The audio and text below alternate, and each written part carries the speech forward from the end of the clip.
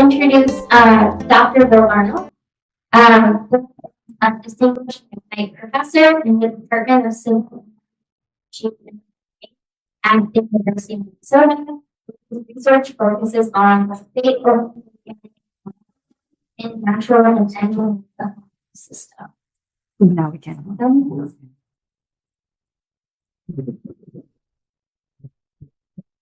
Thanks so much.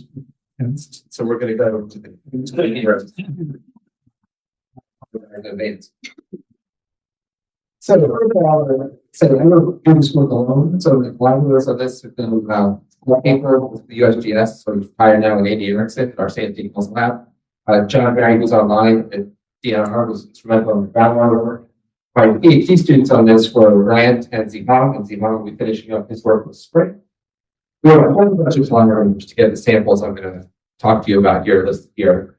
And because it's so many samples and so much work, there's this long list of undergraduate researchers that we employ to actually process all of this work so the PhD students can analyze data. So I'm going to walk you through just giving you some overview and background on Neonics and some of the processes and phases that happen once they release the Neonics. We learned earlier when they don't walk up into plants. I'm going to talk a little bit about chemistry and the tools that we use to do these analyses. And then look at the survey we've done across lakes, rivers, streams, and groundwater in Minnesota. We've done both urban and for outstate systems here. And then the last piece I'll talk about groundwater, what we mentioned to Dr. Vanessa is going to talk about some studies as well. So, the neonicotinoids, they're called that because they're based on nicotine. Right? And nicotine is a natural insecticide. And so this is what if you look at the chemical structures, you can kind of see this shape. The first batch of neonicotinoids were the first generation where imidacloprid has temperature in thiacloprid. Right? We started in 91 and we saw like the usage over time, right? It started in the 90s and increased over time because they didn't exist before then. And they're more selective and targeted insecticides, right? So this was a case where we went at things that were more targeted, right? So we designed things that work hard. And now we're looking at what the consequences of that enhanced chemistry is. The other advantage is they have lower toxicity to mammals than they do to insects. Now, one thing we don't hear is that we're still using a lot of them in the US and the EU. They banned kind of spray applications in 2018. In 2023, as far as I'm aware, they banned seed treatments or largely restricted them as well. So what happens once we get that neonicotinoid out in the environment, right? So a lot of my work is actually looking at the transformation of contaminants as well. That's how I actually started this, was trying to figure out what all the byproducts were. We wanted to look out in the environment to see what we could find in terms of the parent compound and the transformation. So it's not a simple system, as we all know the environment is not, right? There's the uptake, there's the leaching out of the soil, which will go into rivers and streams or in groundwater. There's potentially wind drift, but there's also degradation processes that are happening too, right? So photooxidation, the compounds can happen if they're at surface waters. There's biotransformation. And so a lot of times once the chemicals out in the environment, it's not just that one we're tracking, but several dozen byproducts as well. They all have different toxicity. So how we look at this is some of this is that there's some broad scale studies that show there might be some broad scale impacts here. So this was a study that looked at disrupting food webs and fishery yields from places that had histories of neonicotinoid exposure. There's this one here also that looks kind of just at the aquatic ecosystem, the ecological network, and how that's disrupted as well. There's another study that I just found, my grad student found last week, that was published by the USGS about 6 weeks ago. I just sent it to Danielle actually, where the USGS has this 10-year study of like 15,000 samples in 80 rivers that looks at detection of neonicotinoids. So much broader than what I'm going to show you here, which is just Minnesota. But they found, over half of their samples, they detected neonicotinoids, and a lot of them are at this chronic toxicity level. The median is what the US EPA says is the chronic toxicity level for imidacloprid. And that is this number here, right? And so it kind of focuses on imidacloprid for toxicity because it's got kind of the lowest numbers. But we have this acute benchmark where, okay, effect happens now or in the short term, and the chronic one is at 10 nanograms per liter. We have this long-term exposure, which might come still kind of keep that number as mind as we're going through some of the data I'm going to show.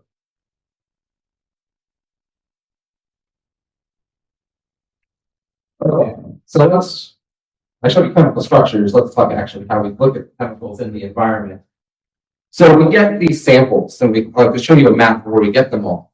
And within 24 hours, when we collect them, we have to start processing them because the samples can degrade over time. Right? And so first we have to filter out the particles. And then we add in surrogates. These are just the isotopically labeled standards of the insecticides we're interested in. And this helps us quantify how good our method is in terms of recovering them from the extraction process. So now we just make all solid phase extraction, right? And so we have this little cartridge, the water flows through the target analytes stick onto the cartridge, the water flows through. We have to clean those out first to get any junk off of them. Right? And then once it's on there, now let's get it back off. So we use a series of solvents to get them back off.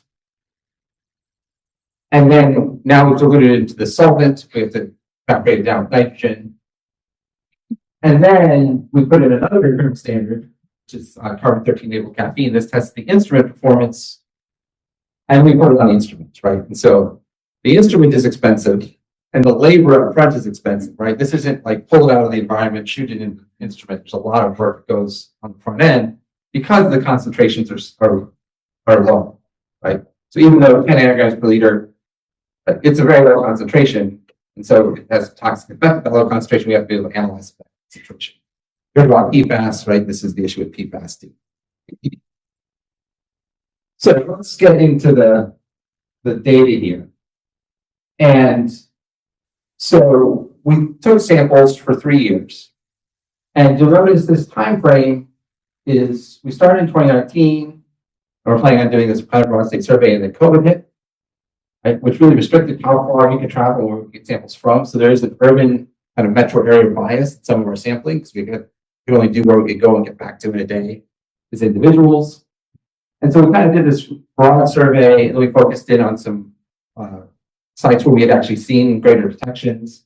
And we did some really intensive sampling the last year at a few sites where we were sampling almost every week to kind of look at the seasonal dynamics. And we got enough samples, so we had like 500 surface water samples, 100 something groundwater samples. We can actually do some statistics on the data that we have. So this is just the broad overview of the lakes and rivers. And you notice there's all sorts of different chemical names here. That's because we look at the parent compound as well as the degradation products. But fipronil, which is largely used in urban environments these days, doesn't have many agricultural uses. And we saw by far the most often. So 65% of lakes, 85% of the rivers we detected imidacloprid. And the levels are such that so I've got the range here, 0 to 120 in the lakes with a mean of 2.5, 0 to 220 for the river with a mean of 8.7. And we can see we're, in that range, especially for the rivers, we're getting close to that chronic benchmark, where 10 nanograms per liter is. And fipronil, the same thing. In the rivers, the levels tend to be a little bit higher, and we're, at a factor 2 lower than chronic benchmark. So if usage goes up, that would be a concern. So this is the big statistical model that Grant built, and every time I look at it, I have to reteach myself it. I'm going to highlight a couple of specific things here. So what the colors are he did a whole land use, right? So for every site, he did the GIS and figured out what the land cover is in that area, in that drainage basin. And so, for example, you look at the clover, the orange here is actually developed land. And the top plot is telling us here that in lakes, as you go from 0% developed to 100% developed, your detection frequency increases, right? So if you're at 100% developed watershed, you have a 50-50 chance of detecting imidacloprid. And the concentration is going to go up as well. So you go from, less than a nanogram per liter up to tens of nanograms per liter, and the more developed it is. So interestingly enough, this is more of an urban herbicide, potentially at least in our data set. If we look at rivers, for thimethoxam and clothianidin, there we can look at cultivated land use. And once you get to about 50% or so cultivated land use, the odds of you detecting those two chemicals in the water are basically 100%. Okay. And developed, it's the opposite. Okay. And so we can tell a little bit about where these chemicals are being used in different places. So we also have urban lakes, right? So these are all lakes in Minneapolis, right? And they're watershed acres. And I'm just going to highlight a couple things here. So this is Cedar Lake. The mean concentration is 6.7. This is basically all Neonicotinoid. And the maximum is 120. Powderhorn, that mean concentration is above that threshold for above. Neonicotinoid is used in urban environments. You can go buy Home Depot, right? Put on your landscaping, bed bugs, emerald ash borer, not emerald ash borer, what's Dutch elm? What? Plenty of tick beds on pets, right? So we're using these all over. This is Shingle Creek in North Minneapolis. And this is a site that's relatively close to the university, so we can monitor it almost every week. We have it out there, so you can kind of see seasonal dynamics here. And the orangish color in the middle is Neonicotinoid. And so we can see the dynamics, like this is summertime of 2020, summertime 2021, summertime 2022.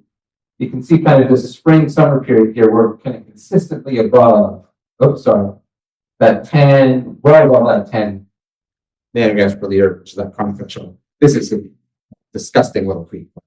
Yeah.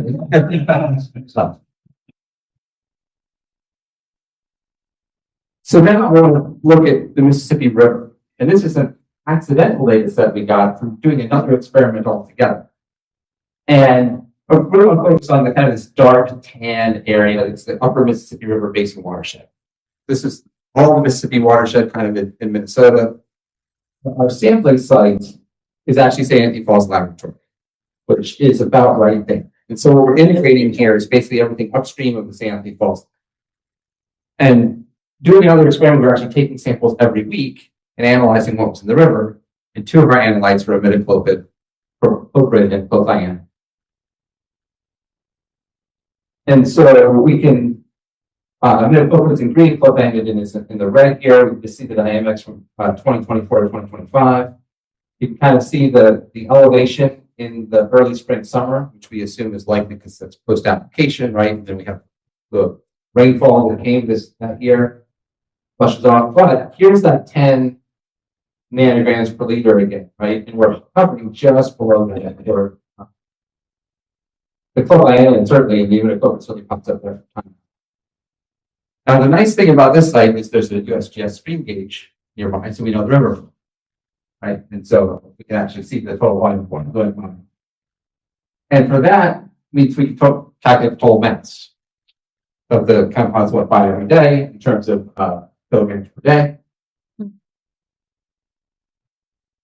And then we can integrate that over the total year and get that, between 50 and 60 or 30 and 60 kilograms of these two compounds went by that site in the river. Part of agriculture also has sales data for these. And so we can get that sales data and, somewhere between 0.1 and 0.5% of the imidacloprid applied across the entire state, not just in that one watershed, went through that point there. Now, this USGS study that they mentioned, they did this for 80 rivers across the US. Their estimation is about 10,000 kilograms per year of imidacloprid gets to the Gulf of Mexico, in the Mississippi River.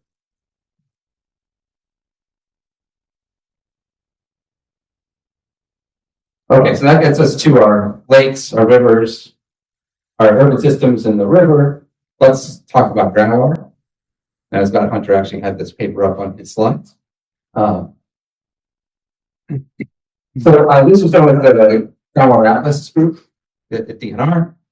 Right? And so they would take samples and they just grabbed extra bottles for us. And so we were sampled where they were sampling. John was doing some extra work in Southeast Minnesota with springs. And of course, we had access to springs and kind of groundwater in the Twin Cities area too. And so I might as well just go through this slide here. So the land use is kind of color-coded here, undeveloped, agricultural developed, and this is kind of the dominant land use in that county. And then the size of the bubble is the size of the concentration that we see of the contaminants here. Again, I'm going to put it on the left and put my hand in the right.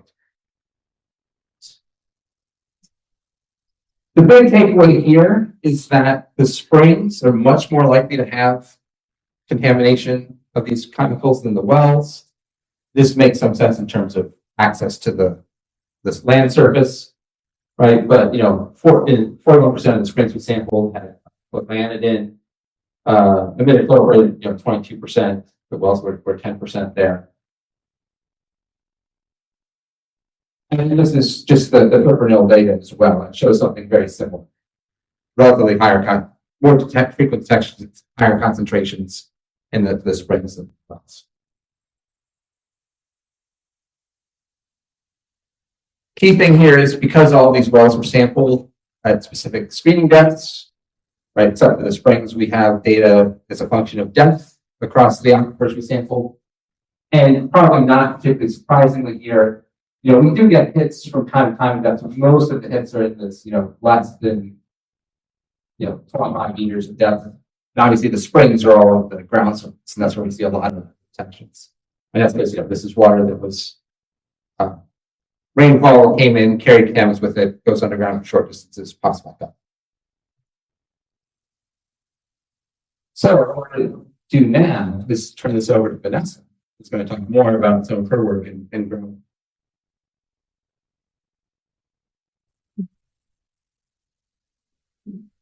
Good morning, everybody. I'm Vanessa. I'm a professional geologist and well inspector with Dakota County.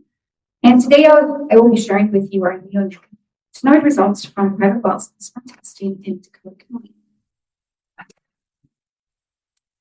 Dakota County is located immediately south of St. Paul, and we are part of the 7th County metro area. And Dakota County is circled in red. It is the third fastest growing county in Minnesota. And we are located south of the Minnesota and the Mississippi rivers that flow along our borders. The areas of pink are the suburban areas, and the yellow area is rural, where city water and sewer is not available. So nearly 2/3 of our county is in low crop agriculture, corn and soybeans. 90% of our county residents rely on water drinking water, either from municipal or private wells, and we have over 8,000 private drinking. In 2021, we were able to Dakota Groundwater Atlas. The Department of Natural Resources, the same group that was working with, collected samples from 47 private and domestic drinking water wells, 2 environmental monitoring wells, and 2 springs. Dakota County paid for the analysis of 6 plants and 8 of their derivatives. That analysis was performed by the USGS lab in California. Wanted to use the Arnold lab in this instance, but didn't have anyone available. This slide shows a number of detections in each well. Wells with no Neonics detected are shown in blue. Wells with detects, all dots shown in orange, are in our rural agricultural areas, and the highest count was 6. Neonics were detected in 25% of the sample locations, and none were over the drinking water guidelines. These are the 3 neonicotinoids that were detected in our 13 wells along with their derivatives. So if we had used those labs, we would have had lower detection levels than what the AA's lab provides. So we likely would have seen more detections. All of these used for outdoor use due to their lethal effects on pollinators. And I read it online how one would corn seed can contain enough active elements to kill a quarter million neonicotinoids. All of these neonics are on NDA's Department of Agriculture's highly toxicity table and their current list of pollinator-able pesticides. This cross-section shows our 4 most commonly used aquifers in the county for water supply. Wells are either screened or glacial sediments or completed with one of our 4 bedrock aquifers. The St. Peter sandstone, the bird-shaped dolostone, which is similar to a limestone, the Jordan sandstone, and the Lone Rock Formation, which is also a sandstone. In addition to testing for neonics, the Department of Natural Resources tested the water for general chemistry parameters for tritium and created this map. Atmospheric testing of nuclear wells contaminated our hydrologic cycle of tritium. And water will be categorized into 3 groups based on trigging results. If there's trigging detected in the water, it is younger than 1953, called modern water.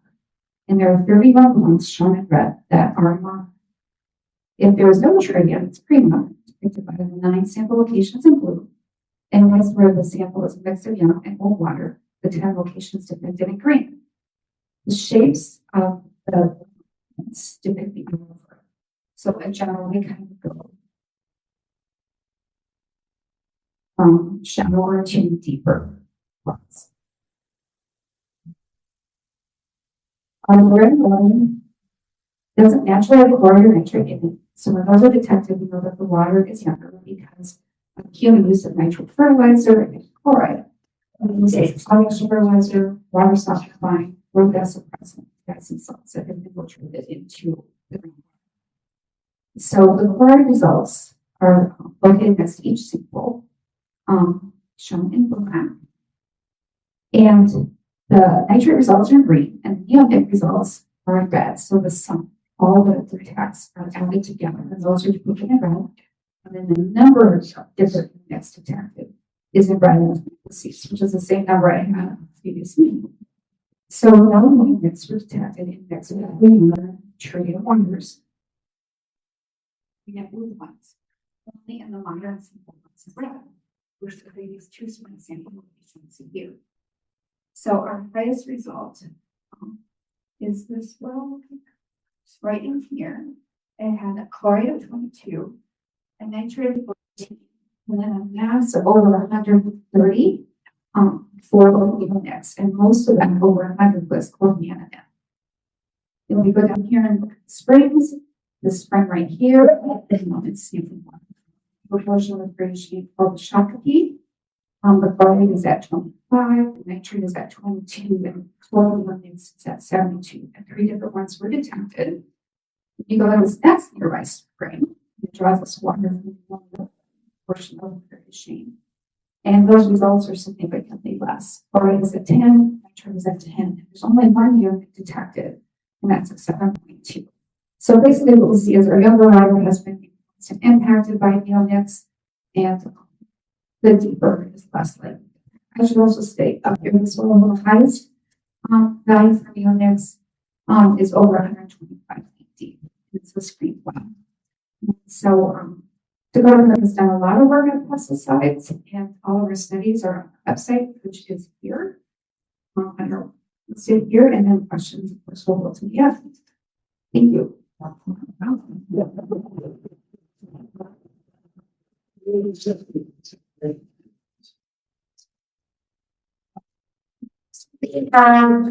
Dr. Charlotte Roy and Dr. Stephen Woodley will follow.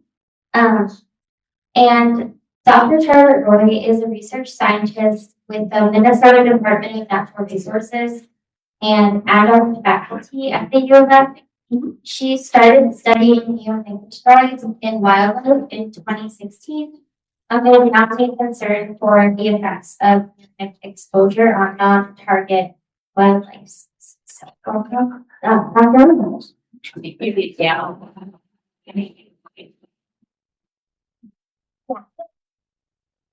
Can everybody hear me in the back? Excellent. All right, it is a pleasure to be here today and to share this presentation with Dr. Woodley. We are both research scientists with the section of wildlife at the Department of Natural Resources. So the first part of our talk is going to focus environment. So I'm not going to spend a whole lot of time on that. But that last bullet point as we're coming into the room about kind of being open to loose ends, hopefully, something like that could, that mindset could be here, because this is a completed study. So we're going to go on. But this started because in 2023, the Minnesota legislature wanted to know a bit more about neonics in relation to other wildlife species. So they gave the DNR a big pot of money, $800,000 roughly, to do some more research on that. So that's what this study that I'm going to be presenting today is funded primarily by. So, yeah, so I want to take this study to pheasants, right, and their habitats. And so not just look at the birds, but the other habitat components that they're interacting with on the landscape. This is a 3-year study that started in 2024. And we have 2 years worth of field data. We have our study sites selected for this upcoming year. We're hiring the research assistants now, and everything should be moving forward smoothly. So yeah, one more year of data collection, and then hopefully after that we can get some publications and kind of showcase the results of what we find. But why pheasants? So as everyone knows, probably in this room, they're just a really important culturally and economic species for Minnesotans and a lot of states in the upper Midwest in general. They're also generalists. So, you know, they're out there, they're interacting with the soil, they're getting these ground dwelling insects, they're nabbing caterpillars off of the soft body insects, the crickets, everything like that. So they're really out there. They're also eating the stems of plants, the leaves of plants, the flower heads of plants. They're scratching the soil. They're getting grit. They're just really interacting with all these different aspects of the environment. And they're really just, for that reason, they're good indicator species for other grassland birds, for example, meadowlarks, maybe grasshopper sparrows, these kind of species as well. And yeah, there's also just like growing evidence with regards to harming birds, like Charlotte pointed out. There was a paper by, I think it's Lai et al. 2020 that talked about neonics declining or having a, sorry, blanking on it. So they're, what's that? Yeah, so there we go. Impact, sure. 4% annual decline in grassland birds as a function of neonicotinoids use. Charlotte mentioned that pheasants eat the treated seeds. There's no peer-reviewed studies though on wild pheasants. So this is kind of a nice, hopefully novel study that can lay that foundation, right? And we're also going to have this broad net of environmental conditions that we're trying to also measure. So we're going to see what's going on with that. And there was a thesis though out of South Dakota State University, Sundal, who they captured some, I think 135 hens in the spring, and 82% consumed egg seeds, but 16% tested positive for neonics in their liver. So again, just a little bit of anecdotal observations. It was never published, but there's some good just baseline knowledge of what could be happening, at least in the Dakotas. And in Minnesota, like we've talked about a lot, there's a lot of row crops here, but about 16 million acres of corn, 90% or more is treated, like we all have been talking about. And roughly, I found from the Department of Ag that this number could probably vary, but roughly 40% of the soybeans are treated as well. So the goals of this study, again, 3-year study, we're looking at this baseline temporal and spatial information. So, and then I'm going to get into that a little bit, and then large versus small and margins and interior. So the large versus small. So these 6 sites we sampled per year. 3 are the smaller acre sites, so 150 to 300 acres in size, and then the larger ones are 600 to 1,200 acres in size. So we're trying to look at these larger versus smaller habitat complexes, the grasslands, and then we always make sure that they're at least 3 kilometers away, because that's kind of the home range of pheasants. So whatever these pheasants are interacting with the landscape, we're making sure they're relatively independent of one another. We're also looking at the margins of the site. So that's within the first 2 meters from the adjacent row crop into the grassland habitat. So we're looking at that, the concentrations there, and as well as the upland habitat within the site. So that kind of gets into that interior, the edge effects potentially, and then talking about the temporal aspect of it. So we're sampling pre-seeding. So typically in Minnesota, the last few years, it's been late March, first part of April, we're sampling soils and forbs. And then we're also looking at post-seeding, so in June, mid-growing in July, and then harvest in October. So these kind of larger agricultural time periods, we're trying to get those sampling windows. But specifically, we're trying to quantify these neonics and wild pheasants and their crop contents. So this is going to get the acute level of exposure.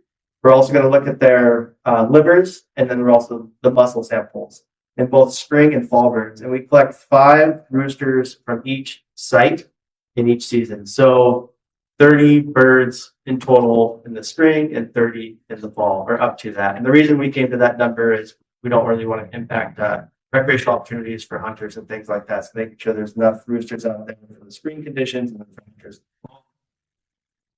And then we also want to look at these neonic concentrations in the grassland habitats. So like I talked about the invertebrates, the forbs, during those 4 distinct time periods. So kind of went over this already, but the 6 sites per year, greater than 3 kilometers apart. We always want to make sure that there's at least 50%, which isn't too bad in our study area, to make sure there's enough agricultural activities going on around it. So there's at least 50% or more of corn and soybeans. And then, so for the soil collection, we're using a soil probe. We go 10 centimeters or roughly 4 inches. So that's kind of the depth at which a pheasant can scratch, interact, get the grids. Also, the ground dwelling insects are interacting with it. So there's some published research out there for that depth. So that's what we adopted. The invertebrates, we're using both sweep netting and pitfall traps. So trying to get a good understanding of both of those insect communities. We're not separating things out by species or anything. We're just getting to a biomass. So when we send it into the lab, we have enough of that to get reliable results. And then for the forbs, we use a 50 by 50 centimeter quadrat when we're placing it along set intervals from random points with the transects and clipping all the above ground biomass. We mix that into a big bag. We create a composite, and then we get a random 100-gram sample out of that that's characteristic of the forb community from that point location at that time. And so these kind of show the, I don't know if my pointer works out here. Well, it doesn't matter. The 2025 sites are those solid points, and the 2024 sites are the hollow points. So that just kind of shows you the spread a little bit in southwest Minnesota as to where these sites are located. I didn't break it out by small or large here. I just wanted to highlight that. Results have been received somewhat, and they're coming in. I'd like to quickly note too that when we store these samples back at our lab, so we collect these forbs, we collect these soils, we collect these invertebrates out in the field. We have big coolers of dry ice. We immediately put those things on there, like soils in an amber glass jar, brand new, everything like that. That's certified to be sterile, and so we're just moving them to the lab as quickly as possible. Those types of samples, they go right into our deep freeze, I call it. It's negative 80 degrees Celsius. So we're just trying to preserve those samples the best we can as quickly as possible. But yeah, so when we get them back, we get them there, and then we send them all to the USDA National Science Laboratory out of North Carolina. They're a really great lab. They're kind of the gold standard in a lot of ways, and they can do all of these sample types. So I've worked with other authors before where they say when you send your soils to one lab and your biological samples to another, and you bring them together, reviewers really hammer you. So to alleviate this and just to pay the extra buck and have them do it all, it's been really nice. They're a great lab to work with. Can't say enough good things about them. But yeah, so here's the breakdown a little bit from the 2024 samples. The livers, they're still waiting for the final results. I think they said they're just, confirming the values they have, and then they'll send them my way. And all the last year samples, they're with the lab right now. But 83% of our soils detected positive for at least one neonic, 6% of the forbs, but they're all detected in the fall. So that was kind of interesting. Again, this is 1 year's worth of data, so I don't want to stretch out anything that could be happening yet. Invertebrates, 56% of our samples tested positive. So this is interesting, not surprising, but again, 1 year's worth of data, so I'm looking forward to getting more data back.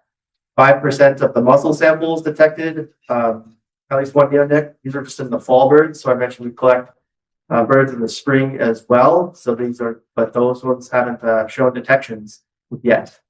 The crop contents, so that kind of acute level of exposure, where those are found though in the spring birds. So mussels in the fall, crop contents in spring birds, what is going on here? So hopefully we get these liver samples back and we can start putting them together and then get more samples back from 2025.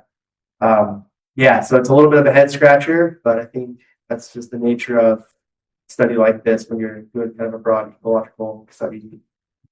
But management implications. So again, these are going to be baseline data for pheasants and their habitats and the different routes of exposure, what it could mean for other wildlife. So going back to those invertebrates, right? So if we're finding a lot of concentrations or a lot of detections in invertebrates, say for example in August, then what could that mean for other species as well? So in August too, the pheasants are out there with their chicks, with their broods, and they go after those insects for those high protein levels. So yeah, this is an interesting aspect that we could look into a little bit. The habitat fragmentation. So perhaps we're seeing that in smaller sites we have higher concentrations or more detections versus our larger sites. So this could be another good argument to bring when it comes to land acquisitions and things like that as to why we want to build these larger habitat complexes.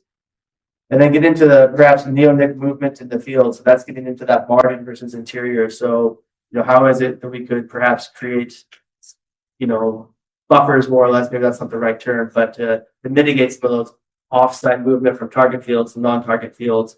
So we don't create, we're having all these nice beautiful forms in our wildlife management areas, but are we creating some sort of sink there for our pollinators and the birds that know them? So that, yeah, we got Harrison. He's right there. He donated a nice present this fall. It's been really fun. So yeah, in the fall, I'll just wrap it up by saying we go out and open the opener. We interact with the public and the land managers and the producers around that site. And it's been really, really good. You never know with stuff like this, what you're going to get when the pickup stops and you're out there in DNR gear talking about Neonics, but everyone's been really supportive, really excited. I'm really pleased with all of that. And yeah, Benefits Forever have been helpful in the fall. Along with members of the public, they've donated in some cases both their roosters, their bag limits to us for this study. They're really excited. So again, a lot of positive interactions, and I'm really excited to see where things go. So I wish I could share like more definitive results about a year or two.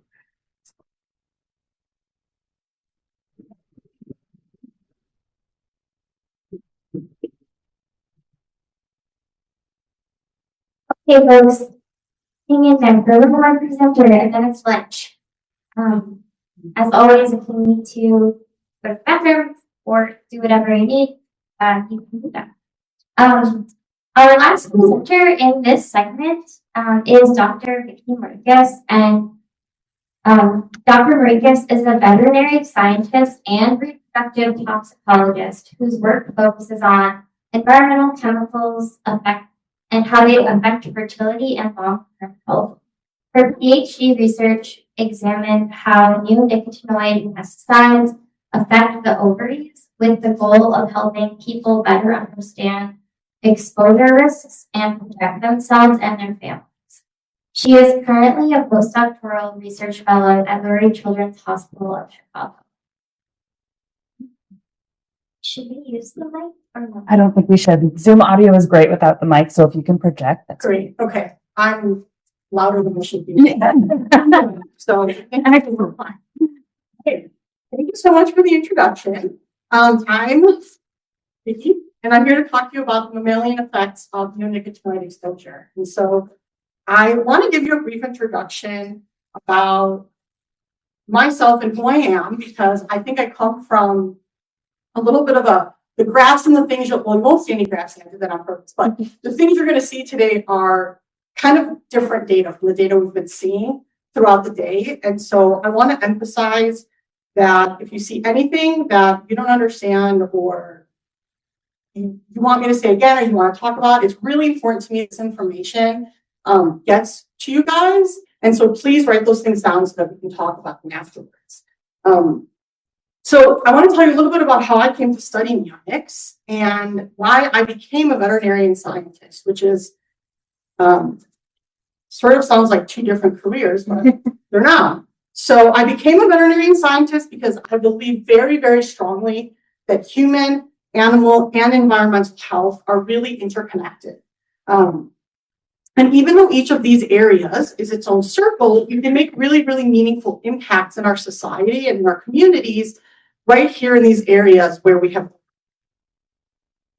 And I came to realize this when I was an undergraduate student at the University of Illinois in Urbana-Champaign, where I studied integrative biology. And during this time, I noticed that I was surrounded by a lot of experts in animal health, experts in environmental health, experts in human health, but the experts weren't doing a lot of talking.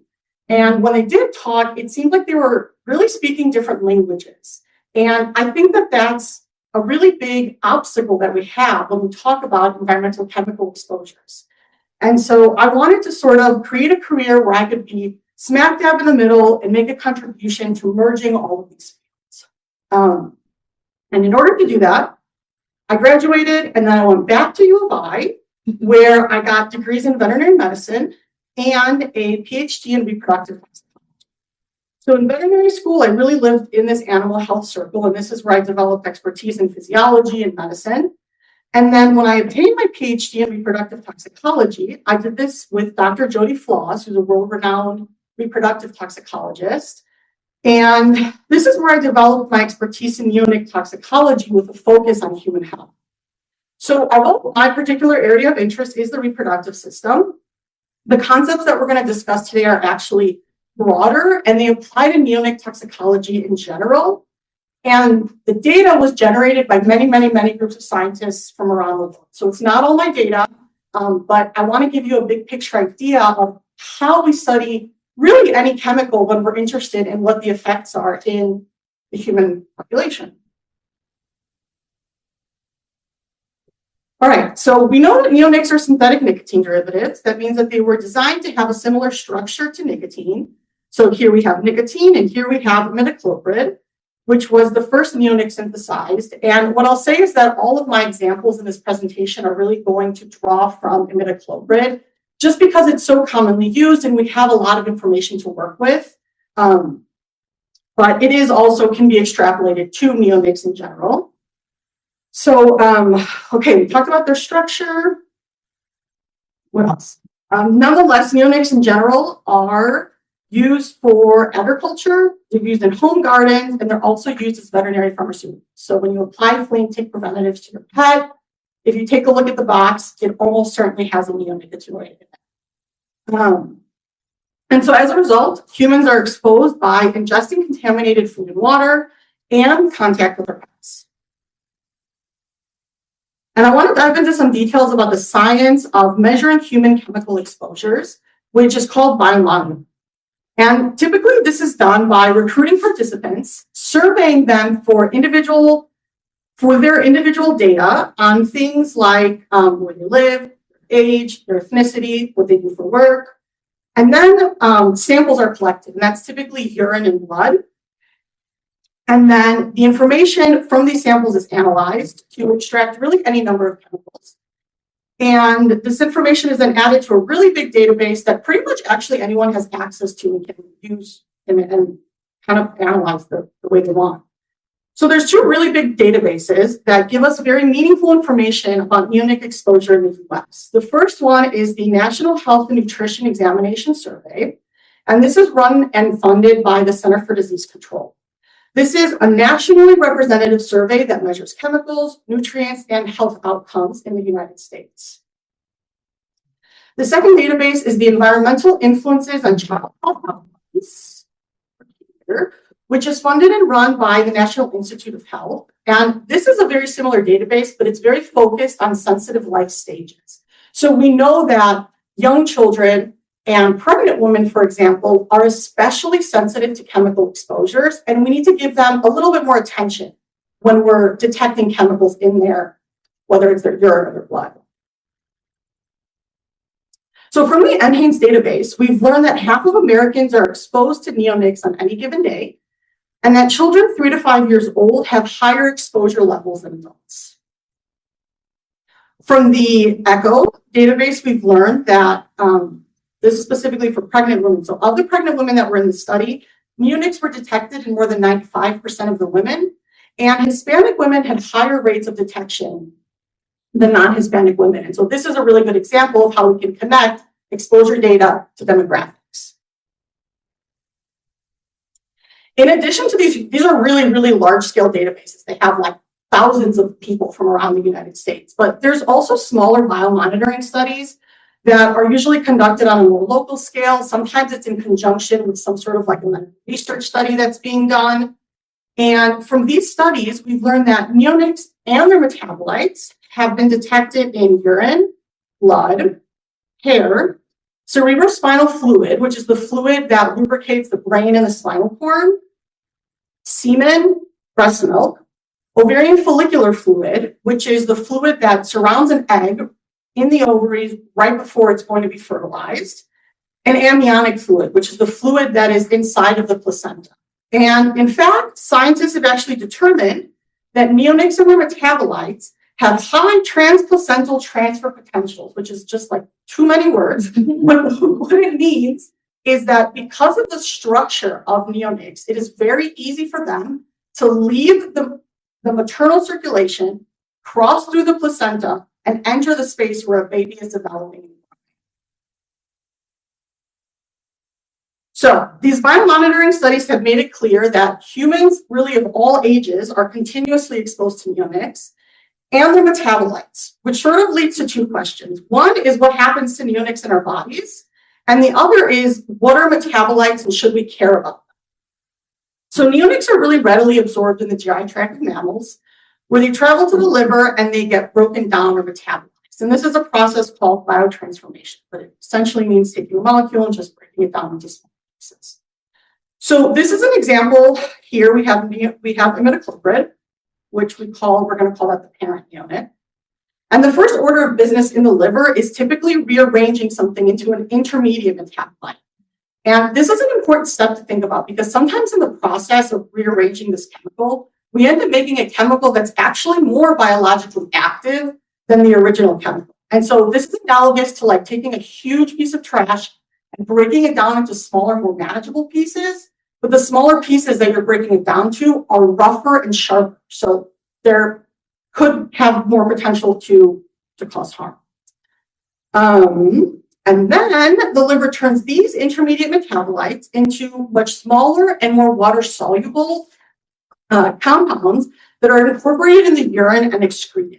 So if we're using urine to determine how much IMI we're exposed to, it's really important that in addition to measuring parent compound IMI, we're also detecting and measuring these metabolites because they give us an indication, a more accurate indication of our exposure.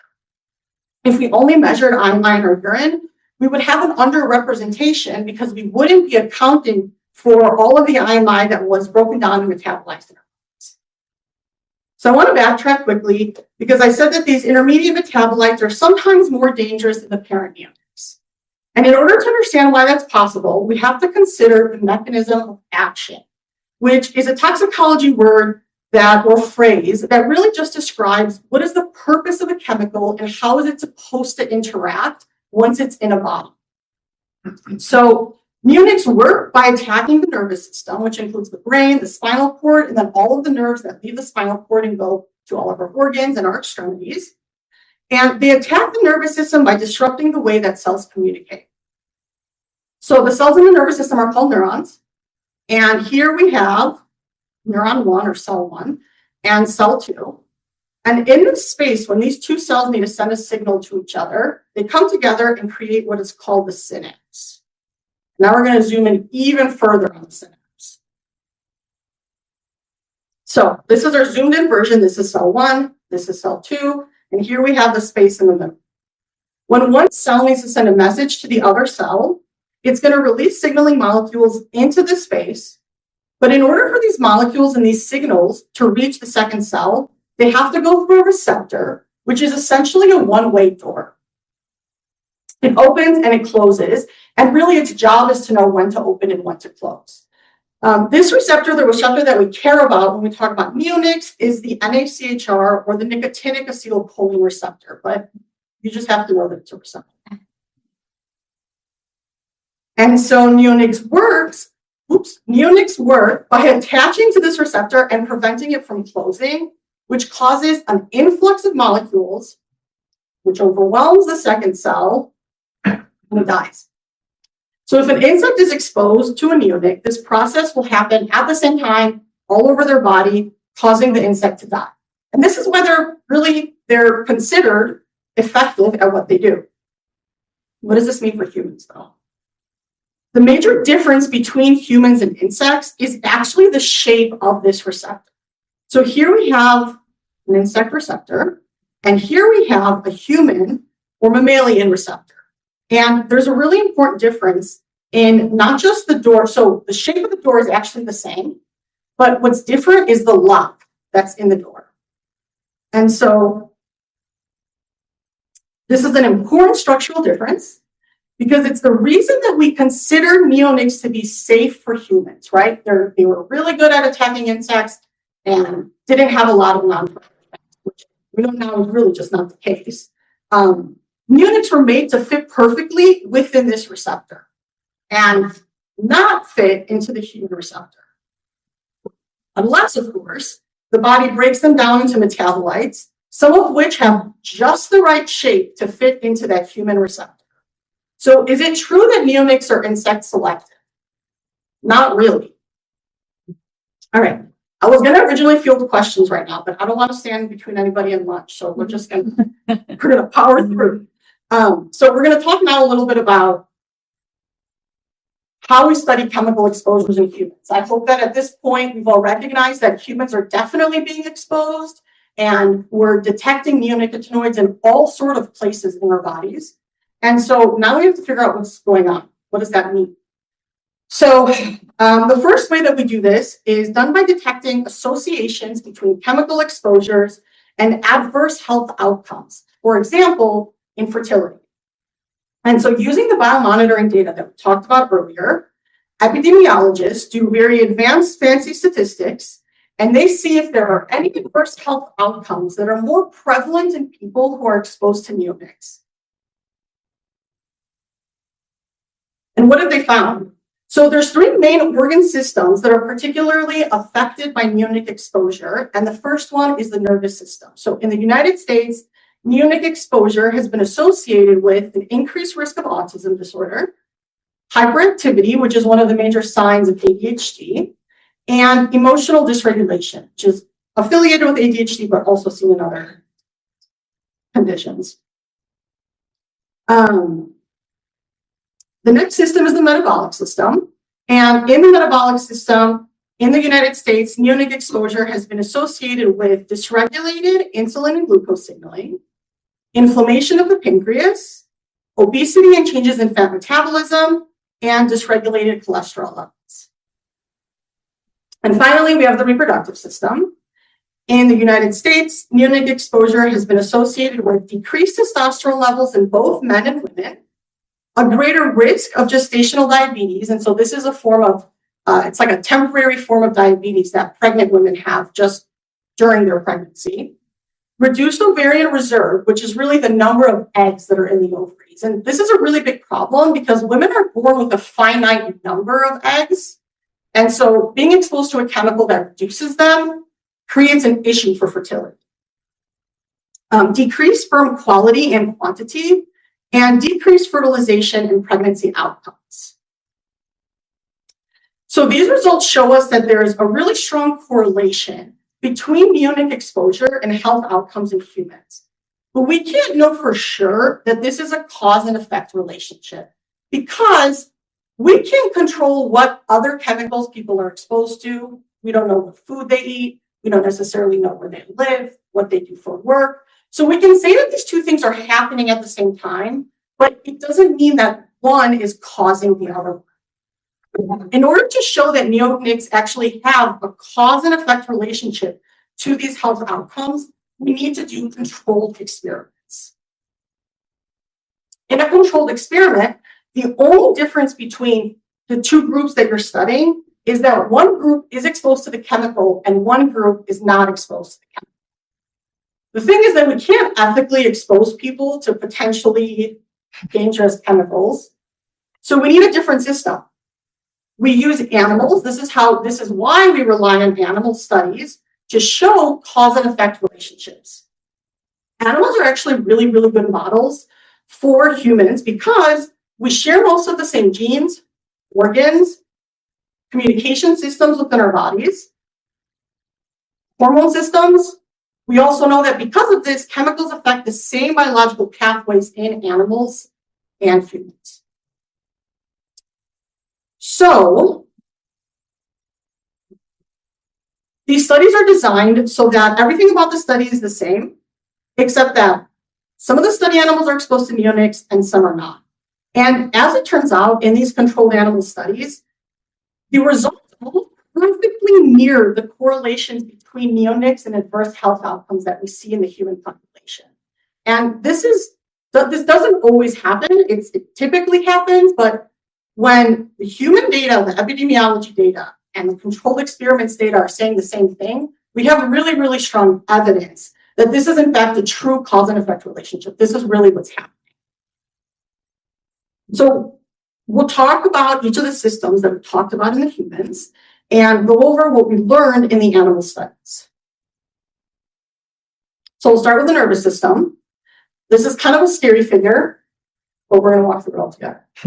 So by looking at the brains of animals that were exposed to neonics, we were actually able to identify exactly which parts of the brain neonics are targeting and what exactly is happening in that location. So inside of this circle here is a cartoon of the brain, and the colored spaces identify the parts of the brain where neonics cause harm in animals. And specifically, the kind of harm that they cause is, now I was planning on reading this, and this is very small, is an impairment to development. They cause neuronal degeneration and degradation, neural inflammation, alterations in neurotransmission, and neurotransmission is just another way to talk about that cell-to-cell communication that we talked about earlier. Oxidative stress, alterations in energy metabolism, and changes in morphological and structural characteristics of the brain. And morphology really is just a way of saying that we're looking at the cells of an organ, we're looking at if they come together, they get shapes. So it's the shape and the size of an organ. Okay, the next sensitive organ system is the metabolic system. And in these controlled experiments, the animals that were exposed to neonics showed the same metabolic system outcomes that were observed in humans. And so specifically, neonics caused mice to become obese. They caused damage to the liver and damage to the pancreas.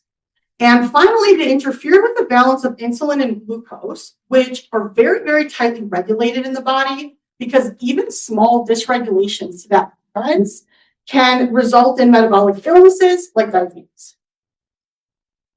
The last sensitive organ system is the reproductive system, where once again, we found that animals exposed to neonics had really similar adverse health outcomes to what was observed in humans.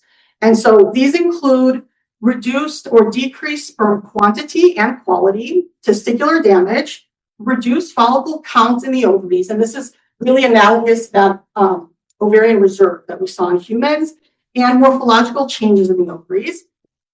In both males and females, we saw impaired fertilization, alterations to the hormones that these organ systems make, oxidative stress, and apoptosis, which is a type of programmed cell death. So some of these results from the reproductive system did come from the experiments that I did when I was in grad school obtaining my PhD.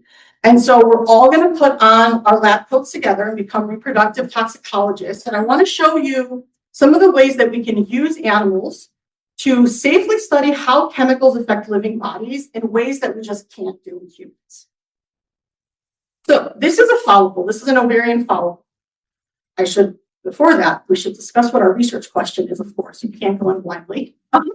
So our research question is, do neonics and their metabolites affect the ovaries differently? And I was interested in this because we already know that there's actually a really big difference in how the neonics and the metabolites interact with the receptors in our bodies. So follicles are considered the functional units of the ovary. So if you think about the ovary like a cluster of grapes, each follicle is one grape. And what it contains is one cell in the center, which is called the oocyte. This is the cell that is going to undergo many, many, many changes before it becomes an egg that is fertilizable. And this oocyte is surrounded by many support cells. So what we're able to do in the lab is remove these follicles from mice and actually grow them on their own in an incubator. And it's really cool that these grow on their own. Like, they will live very happily in an incubator as long as you give them the right juices. So really what I did was I exposed some of the follicles to the parent, which was I9 in this example, some to the metabolite, and some to nothing, right? Because this is a controlled experiment, and we need to be able to compare exposure to non-exposure. And then they grew for 4 days, and every single day I used a microscope to examine the morphology, the shape, the structure, and the health of the follicles. So, oh no, I gave it away. This was supposed to have animations. This is an example of an ovarian follicle the day that I remove it from the mouse and start the culture. So we have, similar to our cartoon here, we have our oocyte that's in the middle, it's round, and it's surrounded by these tightly organized, clustered together support cells. This here is an example of a healthy follicle that grew and is happy in culture. And I know that this follicle is healthy because the oocyte is in the middle, it's round, and these support cells have multiplied and spread out, which is a sign that they're thriving. In contrast, this is an example of a follicle that came from the group that was exposed to the metabolite. And I hope we can appreciate that there's a pretty significant difference here. The oocyte is extruded from the follicle, so it's no longer inside. It is misshapen, it doesn't have a nice round shape, and the support cells are not happy and growing. They're actually quite miserable. So, having said that, I just want to go over some conclusions and key points that I hope you take away from this talk, which is that neonic use is ubiquitous and humans are constantly exposed. Neonics are not really truly insect selective because they have metabolites that interact with our organ systems. Neonic exposure is strongly correlated to adverse health outcomes in humans. Neonics cause adverse health outcomes in animal models. And I think the most important thing that at least I've taken away from the day so far is that when scientists, policymakers, and community members come together, we can really make positive and meaningful impacts in our communities. This has been a really, really great space to learn about other things and just sort of merge those three circles together that I showed in the beginning. So thank you all for listening and paying attention, and I'm happy to take any questions. Hey, I would like to invite Bill, Vanessa, Charlotte, Stephen, and Vicki up to take questions. We have 15 minutes, and then it's lunch. Yes. I have a question for the last speaker. Vicki, are the effects acute, chronic, or both on you? That's a really, very good question. too. Repeat the Repeat the question. The question is whether the effects are acute or chronic in the animals is what you're asking about, right? So that's a good question, and it's a really important question. There are acute effects. When we expose the animals to like huge amounts of neonics, they have the same neurological effects that we'll see in insects, right? And this is a situation where the more of something you're exposed to, the worse the outcomes, right? The more alcohol you drink, the drunker you get. But these chronic effects, and these are really the effects that we're seeing in the metabolic system and the reproductive system, they're as a result of chronic exposure, but not just chronic exposure at fairly low doses that are well within and below the detection levels that we're finding in our environment, in our food, etc. So it's a little bit of both. Can you go back one slide? Yes.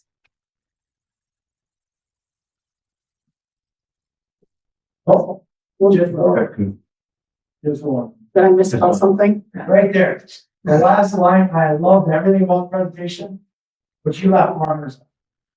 That's the most important one. Yeah, absolutely. And that's what I meant by community members. I meant members of the community. Oh.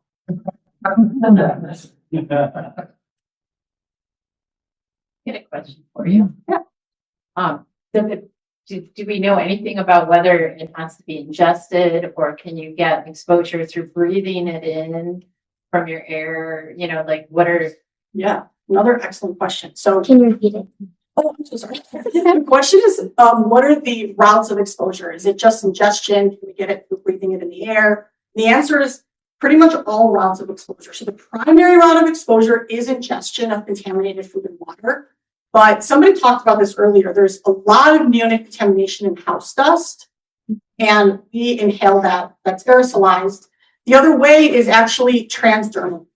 And so if I have a flea tick prevented by my dog, I'm going to pet my dog, and that's going to transfer onto my skin and make it through my skin. And the really important thing about these other mechanisms of exposure, so breathing something or dermal exposure, is that these chemicals typically don't pass through the liver, so they don't always go through the process of being broken down.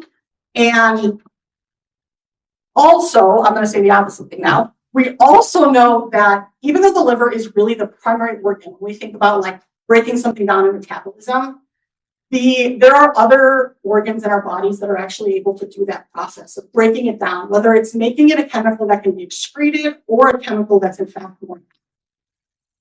I'll comment quickly. Since you talked about this nitrometacloprid, in the environment, that is one of the major breakdown products of metacloprid. So you don't have to ingest metacloprid to get this nitro. You can ingest the nitrometacloprid directly from the environment or exposures could be environmental. I think sometimes we saw more that's nitro-imidacloprid in the environment than we saw imidacloprid. I think it's one of the major microbial. Yes, it is. Right? Yeah. Yeah, amongst the many things that you had mentioned, the substantiated Niagaras would be impacted in the field. And would that be leading to like dementia and various forms of possibility that It probably does. really real, right? Yes. Yeah. So the caveat here is that I am a reproductive toxicologist. And I learned as much about the nervous system as I needed to learn to pass my boards. Yes, the substantial, you're correct. There is issues with memory and learning, and we saw that in a lot of animal models. There seems to be such an increase in that more noted lately.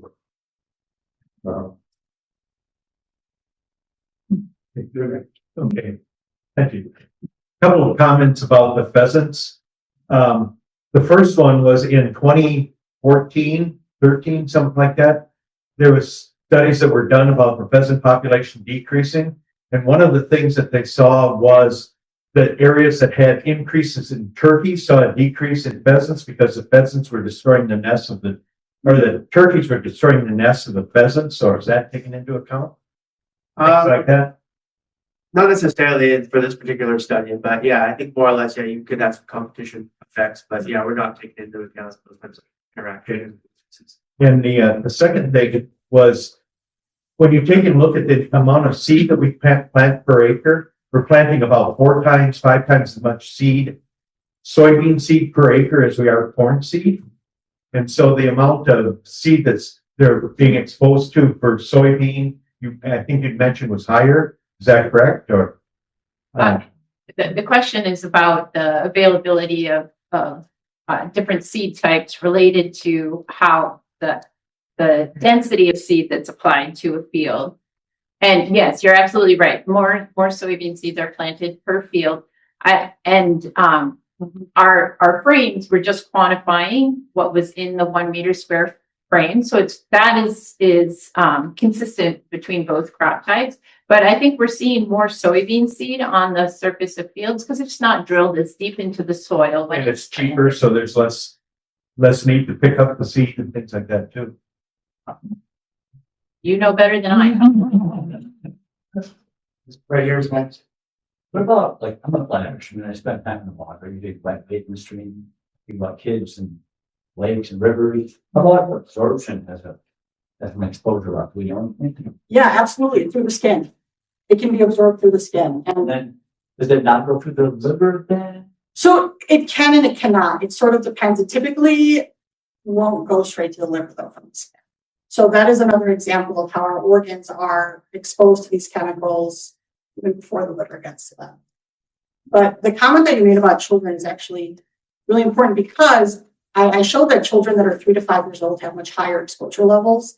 And if we think about it, children just live much closer to the ground, right? Actually quite similar to our pets. There's some really, really cool studies that show that if you do these biomonitoring studies in dogs, you can get almost like exact detection frequencies of their owners in their house. And so dogs, children, they live much closer to the ground. They're exposed to dust. I heard what I said after I said it. To dust, and they're swimming in creeks and streams, etc. Follow up to this gentleman's question. You said that plants are systemic, so that the treatments are in the entire plant, correct? Now, and you emphasized the treatments that are on the seeds in the spring. What about the harvesting crop that may get spilled? Is the treatments in those, and then the plant animals pick them up? I see a lot of geese coming. The question is about the neonics that could be possible in the plants that are grown. And yes, absolutely, the plants, the crops that we're growing contain neonics when they're grown from neonicotinoid treated seeds. But that's the PA decided that the levels in the crops that are grown are safe for human consumption. You know, so that they're supposed to be at much lower concentrations than on the seeds that are treated. So yes, that's a possible route of exposure, as is the entire plant and all the forbs that are exposed to dust that's blowing into, you know, areas and stuff like that. So Does that now, answer like, your so the question? one that's eating the, whatever is spilled, that's all. they eat, you know. So they're getting much higher amounts of treatment possibly, and does that affect? The question is, could they be exposed through other routes, like the forbs that they're eating or other things that they're eating, the wildlife? Yes, absolutely. They could be exposed to through other plants and seeds, all kinds of things that they're eating that would have taken up the dust, for example, from the seeds. That being said, it's thought to be at a much lower level than what's applied to the seed itself before it grows. And we heard from somebody this morning that shared that 80% of what's on that seed ends up in the soil. So that soil blows around and, you know, through at various times a year and things like that. That could affect the reproductive rates. Yes. Next one right here. Yeah, thanks. Couple bird questions. I guess I was wondering if you could comment on, like, so your study with the birds was about direct ingestion of the seeds. I'm wondering if you could just comment, like, what's the risk to birds from that versus the risk to birds from the insects that have neonics in it, versus just neonics are putting all the bugs, there's less for birds to eat, and it's like sort of population cascades of like, what are the ways that birds are affected? So the question is, what other ways could birds be affected by exposure, like perhaps by eating invertebrates that have been exposed and things like that? I didn't look at that myself, but I am familiar with the literature on some of those topics. And so there's been a lot of work looking at impacts on aquatic insects and other important insects for insectivorous birds and things like that. And the work that I'm familiar with is indicating that they're being affected more indirectly by that because there's just fewer bugs to eat, more so than this bird had this bug had this concentration on its, you know, head when it was eaten. I think there's an interest in exploring that, but I think it's a lot harder target than, you know, than being able to document. There's a lot less food available for birds that eat insects that are affected by these chemicals. Second question real quick was about Okay, so this is, I'm trying to give voice to the online participants. So, the question is, how long, I guess, what's like the life of the, Want me to say it? I can read it. Yeah. how long are they like able Toxic. to be toxic? Like the life or the half-life, I don't know. In the environment or? In the soil, water, air, plant material. I did some stuff on the seeds and I left the seeds in the sun because UV degrades the chemicals. And we found that the half-life for imidacloprid was about 5 days in the sun. So after about 30 days on the soil surface, you can still detect detectable concentrations on the seeds. I've read stuff that says that it'll persist in the soil for over a year. And I think it's very variable. I think with water, they find that it varies with 2 weeks, and it depends on how deep you are in the water and how much sunlight exposure there is, how much biological activity there is. Thank you. We have time for probably three more questions. Over there. On this side. Question for anyone of the presenters, which was really great this morning. But we're sitting here in southern Minnesota, the capital of the medical world. And we have Neonicotinoids spending billions of dollars. My generation is probably not going to be affected by this. but we got a generation that's being poisoned and doesn't even know it. I mean, are they 25 years ahead of your research? You want my, theory? I'll give you my, we've been repeating this cycle since the 40s, right? So DDT, PCBs, polyboard ethers, PFAS, right? We make new chemicals that are useful in some way and don't fully understand the environmental and toxicological impacts until after the fact, right? And this gets back to what's required to bring a chemical to market, whether it's in a product or insecticide or a pharmaceutical. There are different rules for all of these things, and the rules in the US are different than they are in the, for example, or they're different than they are in China. The EU, it's much harder to bring a chemical to market right now than it is in the US. And once you bring chemicals to market, it's very hard to get them. Right? And so, yeah, I think the dark answer is no, we haven't learned our lesson, and we're just repeating the same cycle and over again. One more question. Can anybody speak to the use of imidacloprid by either in urban areas or by, the reason I ask is because it's labeled for emerald ash borer control. So it could potentially be used by DNR, municipalities, things like that as another sign or another area of exposure, I guess. Anybody speak to that? Yeah, so the question was about urban use of imidacloprid. And yeah, I mean, so the study we did, we see imidacloprid in the creeks and lakes in Minneapolis. And we've done another study in wastewater treatment plants. And it goes into wastewater treatment plants and it comes out of wastewater treatment plants, right? So that means it's in households, it's being either excreted by humans or getting down the drain in some way, or infiltrating from stormwater. Yeah, there's probably more imidacloprid in urban areas than in cultivated areas and some other chemicals that you work. Right. Okay, I know there are so many more questions, but maybe write them down, and if you want to leave them, I can pass them along to the presenters in an email or something and kind of get you some answers. And maybe those. So thank you all. I'm really excited about this part of the for about a decade. She was involved in research and genetic development in Puerto Rico and Minnesota. Matt Erhardt, who's joining us on Zoom, is the third generation owner of Albert Lee Seed House in Albert Lee, and is now the chairman and small grain manager at Albert Lee Seed, and remains involved in sales, production, and management.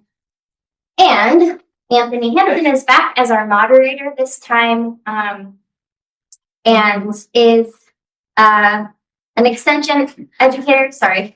I've been introduced to it. Okay. Us Norwegians don't like being talked about, or ourselves being talked about too much. All right, so I'm just gonna hang up here a bit. Mac, can you hear me from back here? Yeah. All right, good. Could you guys hear Mac a little bit? All right, so if it gets quiet or if you don't hear it, just let me know, but I'll try to relay the points. So yeah, this is kind of just the start of this panel, just to get an idea of like what we're dealing with from the farmer perspective, or kind of from the feed side too. And I alluded to it earlier about, what are our supply options farm around here. So just to kind of start off, you all had some introductions a little bit, but I'm just going to work our way down the table. So Mac, you'll be last here, but you want to introduce yourselves a little more, just tell us a little bit more about your operation, whether it's farm side or seed companies, and kind of how do you relate to Neonicotinoid seed treatments? How does that work into your operation? So yeah, Tom, you can start. All right, Tom Cotter, I'm in Southern Minnesota. I have had Neonics on my crops before. That's literally when I got shoved into a corn soybean rotation. That just has more folks. Nowadays, it's more of a sweet corn, peas, corn, soybeans, sunflowers, oats. Excited about the oats factory. I'm excited to break my knee. Grew hemp a lot, which is fabulous because we talk about inflammation of the body, and then Relate information into the soil. That's really what we're doing, partly like constantly bombarding with everything. Do a grass finish cattle, used to be 500 feet a lot. Now it's grass finished, like that 800, 900 acres of forage. It's really good to put cattle. And the great thing there is, that's the hot market, right? But I had to diversify more into some pigs and chickens and sheep, but while sheep are the grandson's job. He gets some money from that. Bella do organic, do 40% organic. And then, Mark Gillis over there, he kind of got me in his, left and got into no-till. So I'm thinking these two different worlds of, chemicals and everything, one side of for tillage a lot on the organic side and chemicals on the no-till side. And I'm literally trying to take these two worlds and combine and take the good, because there is no right or wrong answer. It's just how good a job can you with less experience. So I got started in plant breeding with like one of the parent companies and sister companies of Bass in 2009. We were breeding corn. That was our side project on top of dealing with contract research with other customers. So I've seen a lot of the seed industry through working with different people. But our breeding program focus was on native insect tolerance, native drought tolerance. We've done a lot of breeding work in Puerto Rico, which is a very high pressure environment. It's hot. There's no winter kill with insects. The pressure is crazy. You can grow a corn crop in about 90 days. And our budget for customer fields is to spray insecticides about 21 times in that cycle, just to take it to seed and still have seed at the end of it. And you don't always. So in this kind of pressure, we started developing corn where we would not spray them at all. And they were very ugly at first, and gradually it got better because you work with selection. Our original plan was never be a seed retailer. It was to license genetics and go after the, because we're strictly conventional, to go after those refuge acres that went away when Refuge in a Bag came around. So we ended up having to start our own brand. Reluctant retailers, we like to say, that was in 2017 when we first sold our seed. And so in that background of research, we've dealt with a lot of different seed treatments. What you're told, what we've learned that maybe isn't true. We basically treated our seed to order, so we kept everything stored once we became a retailer, untreated in our warehouse, A, to keep the cost down, B, because if you treat seed and can't sell it, it's not toxic, so you gotta get rid of it. And then we don't have the large treating equipment. We treat most of our seed on a box-to-box treater that most farms that have on seed treating capabilities would have, and that's what we do. Is the most efficient? No, but does it work for what we need to do and to get our customers what they want? That's what it does. There's been a lot of consolidation in that, and so our focus has been providing an option. We've done a lot of seed treatment studies on the research side, looking at biological seed treatments, fungicide, insecticide with Neonics seed treatments versus untreated seed, and we made the commitment based partly on that data, partly where everything was going, that for this 2026 season, we would stop purchasing any fungicide, insecticide with Neonics in it for our seed treatments. We would use up what we have left, because otherwise it's toxic waste we have to dispose of. And we would be moving towards biologically based seed treatments for untreated seed in the future. And so, gosh, this year, I would say 45% of our seed sold right now is untreated that we've sold for this year. Corn, right? Corn, specific. Corn, sorry, corn focused, no other crops in this. Yeah.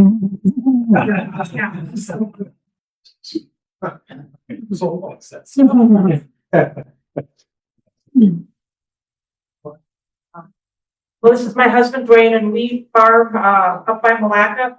We switched to all no-till system. We got away from spraying. So we don't do any spraying. We don't do any synthetic fertilizers. We use a microscope, and that microscope is how we track what biologically is going into the ground. And so with that, if you get the biology back in the ground, if you get the system back to where it's supposed to be, your insect problems will fix themselves. If you get a lot of like aphids and mites, if you get your bricks up, those aphids and mites cannot digest sugar anymore. It's not a problem. But in order to get that bricks up, you have to have the microbes back in the ground, and that's what we focus on. We put all the biology back in the ground. We're working on getting our fungal bacteria ratio back up to 1:1 for our row crops. We make all our own biology, and we have switched to, we're going to buy some seed from Bass and all non-GMO. We get the naked seeds, and we just do all biological seed treatments to put that biology back in the seed. If you can get your nematodes back, and you can get your protozoa back, nematodes, your bacteria, your fungi, they eat the larvae, the rootworms, all those problems you have, you can fix it with biology. And then a lot of your problems will fix themselves, and you'll have more nutrient dense form. Yeah. Well, I guess to add to that is, we've done this and we've seen some real good, results in the soil. It's aggregated and it's sticky and it doesn't fall apart in the test tubes anymore. And we've really changed the ground. But having a hard time with is variety. All these new varieties that you get, all these genetically modified things, they forgot how to talk to the ground. You can't get the association with the plant in the biology anymore. And we've had a devil of a time trying to find something that would fit in what we want to do, how we want to do it. And so we've been doing a lot of testing and wondering and trying to find answers, and because of things like this to try and find some of these answers. And we talk to a lot of smart people, and there are a lot of smart people. And sometimes I think it's a lot of their efforts are in the wrong place, and we're just trying to put our efforts in the right place. We can cut out a lot of our input costs that the farmers are getting hammered with right now. We can cut out all of these input costs, and we don't go for bushels per acre. We're going for return on investment. And if I told you we could make money on our farm with 90 bushel corn, I don't know if anybody would believe us, but you can if you don't have all of these goofy and better inputs that you have to have. It's healthier. And it's a lot healthier. Yeah, we've got 7 kids to take care of them. You look to the future for them guys, and you hear about all this stuff that we're talking about today, and it's scary. And I'm older than, as you can tell, I'm a lot older. But as I get older, I notice health problems that it's almost been foretold that you're going to have. So as you guys that are 40 and 50s are getting older, you're going to start feeling all this stuff. Start thinking, and it's all, most of it's from up for you. So.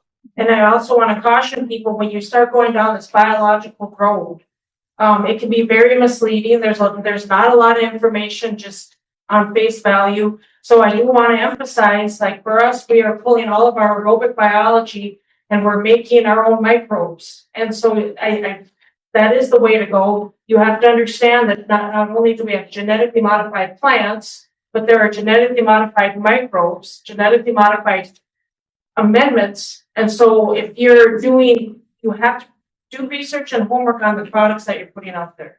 Just because it says biology doesn't mean that that's necessarily good. And there's been a lot of, you can do reading on the, how genetically modified microbes are not the answer either. So when you go to these bugs in a jug thing, you do your homework before you apply these biologicals into your field. All right, last panelist we have here is Matt. If you want to kind of introduce what you work on at Silky Seed, and I think we got it quiet enough in here. I'll try to see if it just works for him to talk here. Thank you, Anthony. Thanks for the opportunity. Sorry not to be there in person today. I have a family obligation that made it possible to be either in person. Are you hearing me okay? Yep, it sounds like people can hear you in the back too, I think. So. Good. So, Albert Lee Seed, in the business for about a little over 100 years. We started selling certified organic seed in 1998. and have grown along with organic agriculture. We now think about 70% of the seed that we sell ends up on an organic farm. We have two corn brands. We have the River Organic Corn brand, which all that River Organic corn is treated with a couple of unreapproved biologicals.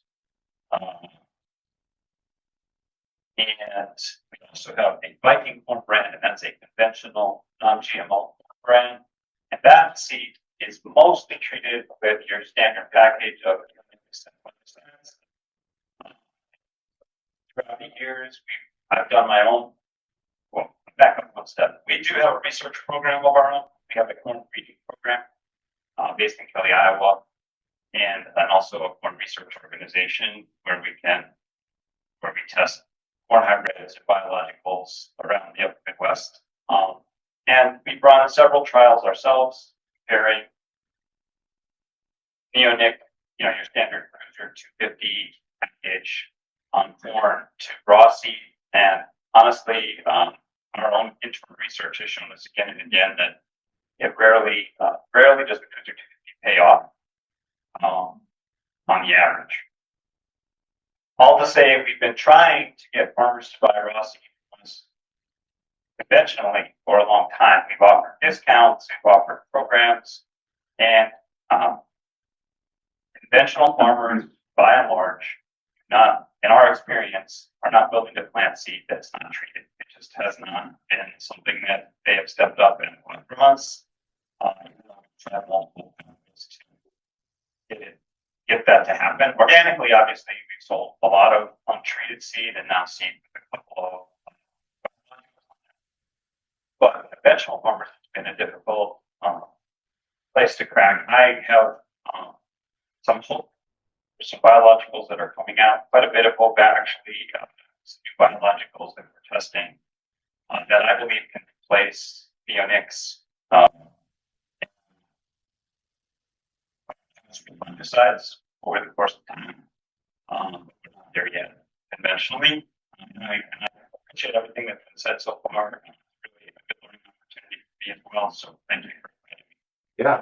All right. First kind of question, I think, to start us off here, and it's kind of the big one, is kind of a two-parter, partly maybe more for the folks at the CDM. My question there is, what is the process for treating seeds? And Raechel, you mentioned a little bit about that.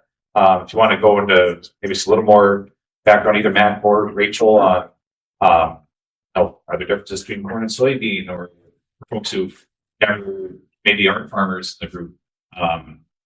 What goes on in this kind of supply chain process? And for the farmers, I'm wondering more about, have you had trouble getting a hold of untreated seed for specifically corn or soybeans? What have been your challenges there? What's worked for you? That's kind of the two-part question here we've got set up. So I think, Raechel, since you're kind of getting into that already, I might ask if you have anything else you want to add on corn science. Sure. Again, corn only, I don't know anything about soybeans. It's not totally true, but on the retail side, I know. So before we had our own bagging capabilities, or when we were first getting started, we were subject to kind of more of our seed contracts and getting them produced in other places. And it was a lot harder to get untreated seed through that method, because coming at least with a hard chemistry fungicide, it as Matt was saying, it's a lot of people want seed treatments. And so we started out that way, and then we moved into just treating it ourselves. And I get a couple calls if somebody wanted untreated seed. But that's really changed now. But we have that flexibility because of how we built it in with our equipment. If you go into, especially the larger seed companies, I have a friend whose husband worked in the Boone processing facility for many, many years. That basically is, you dump it in at the top. It goes all the way through the entire system for the seed cleaning and comes out treated at the end. There is not flexibility for whether you want this kind of treatment or that kind of treatment. And then the number of conversations I've had over the last 3 years when we started separating out seed treatment options, when I'm talking to somebody, is, you mean I have a choice? Yeah, you've got a choice to pick what kind of seed treatment. So we try and be very transparent about what's in them. Anything you want to add, like maybe especially at the soybean side, is there anything different, or just overall, and anything else for other crops too? Yeah, so I think Raechel did a nice job of outlining it. She's absolutely right. Most hybrid seed corn is treated upstream, and farmers do not have a choice. They're going to get the corn, and they don't have a choice about what it's treated with. So that's off to their company for choice. And for that reason, farmers often don't think about what's on the seed. Seed, I will add one thing, which is that large seed companies, especially, potential performance advantage for their seed. And it's in my estimation, it's a little bit of an arms race for these large seed companies. They want the best insecticide, the best package of fungicides that's going to make it the most likely that their seed is not going to fail on a farmer's farm. And so you get this arms race where you get more and more fungicides and insecticides put on, especially treated seed, but also conventional non-GMO seed large companies. And as Raechel and I both said, most of the time that's not necessary. But the reason they do it is they never want to have a failure. They want to protect every bit of yield they might possibly have because they don't want to get out competed by another large company that's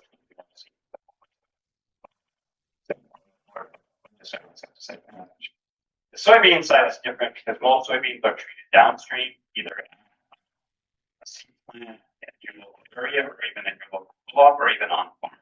So for most farmers, it's not a problem for them to get untreated or raw soybean seed, with the exception of certain companies that only sell treated seed for reasons similar to the ones that are already stated. I will say, interestingly, we put a lot of soybeans in trials, public trials around the country, to Nebraska, and most of the soybean seed that we put in those trials is raw, and it's shocking how often we rise to the top. If you look, for example, in Ohio, we have a variety called 27B4 that's been the #1 variety in that state for 2 years. All the other seed in that trial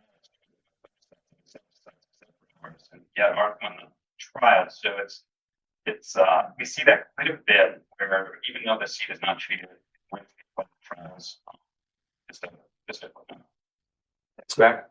I think for the farmers on the panel here, kind of follow-up question too is kind of either on your farm or what are you hearing from neighbors maybe in your area? Are they having an easier time getting over it, or are they having a tough time soybean or corn or other crops for untreated seed? Like my example earlier was our farm, we don't really have much problem on the soybean side at all. Corn, we have honestly about folks in. So I don't know if you guys had similar experiences or we've seen variations with other neighbors have. I think as we plant non-GMO or organic, it's pretty easy for us, but most of our neighbors, they all plant conventionals. So I guess I can't speak to that. I know it was hard. We went through outwardly and fast because it is hard to find the non-GMO and organic seed. Last year we went through Cortiva. They offered it. You could get naked and seed from them, and we did, and we put our own on it. So the biological, but we did get seed right through Cortiva. That was naked seed. There was a special order, I think. Did you have to pay extra? No. Oh, I'm pissed now. Because for me, and I got good pioneer neighbors, but I would pay $35 extra a bit because it's the whole thing. A wall's already in the system. They have to try and grab it out before and hold it separate. So I would get charged more. That being said, that's why like the Bass hybrids, elderly seed, the smaller, close to me seed is what I want. Then it's no problem and it's easy and it's non-GMO to it. It makes sense to stay local. I mean, in this world of state against state and country against country, stay local. One of the favorite farmers. It starts at every aspect. I think I'll just add just a tiny bit too. It's like co-op, especially too. That seems like that's where I've heard people have had more options. But yeah, I think in very big companies. I was on a co-op board for 18 years, and it was just the sales all at once. more. That actually leads into my next question a little bit. What do you guys think of the marketing going on with neonicotinoid seed treatments? And trying to focus on that, it could be the larger seed treatment questions, but especially on insecticidal seed treatments. What are you guys hearing for? I think on soybean aphid locks, I work on that, but are you feeling like you're seeing a lot of things that you think make sense? Especially don't, given what we've talked about a lot with what the data is showing right now. That's like Mac, you mentioned a little bit of your trials already, so I think you kind of covered that a little bit already. But yeah, anything you kind of want to comment on kind of the marketing going on that lately? I think you have myself in trouble. Like Jack was saying, I mean, we've got 5 years of data now that we've run replicated yield trials, the different seed treatments. 4 out of those 5 years, there was no advantage to using any seed treatment, whether it was biological or it was the chemistry-based ones. Untreated seed won 4 years out of those 5. The 1 year it didn't was 2024 when it was cold and wet for longer, which is when you'd expect to see an advantage of a seed treatment. And the biological was still out-yielded the fungicide insecticide blend. A lot of times, I think with these seed treatment trials, if you're looking at data, they're going to point out emergence and they're going to point out what that stand looks like, and they don't always take them to final yield in the fall. And I will tell you that if you're planting biologically treated seed or untreated seed, your emergence is going to look a little bit less uniform than it will if you're planting chemically treated seed with a fungicide. Really ignore the insecticide for ignoring the rest of what I'm talking about. But that's so it's going to look more uniform, but that's not going to translate into yields. When they're putting these insecticides on it, I know I saw it come through my inbox a couple of years ago, and I deleted it because I don't sell to GMO seed. Because we don't have a license, I don't want a license to be able to do it. But there was a new requirement that was coming out that if you were planting some of these GMO traded forms of all the BT traits, especially to control corn rootworm, you had to put on these higher doses of insecticides. It was going to be required to be able to do that. And the logic behind it was to protect the trait longevity to prevent resistance. Well, we saw data today that was showing that it's anyway.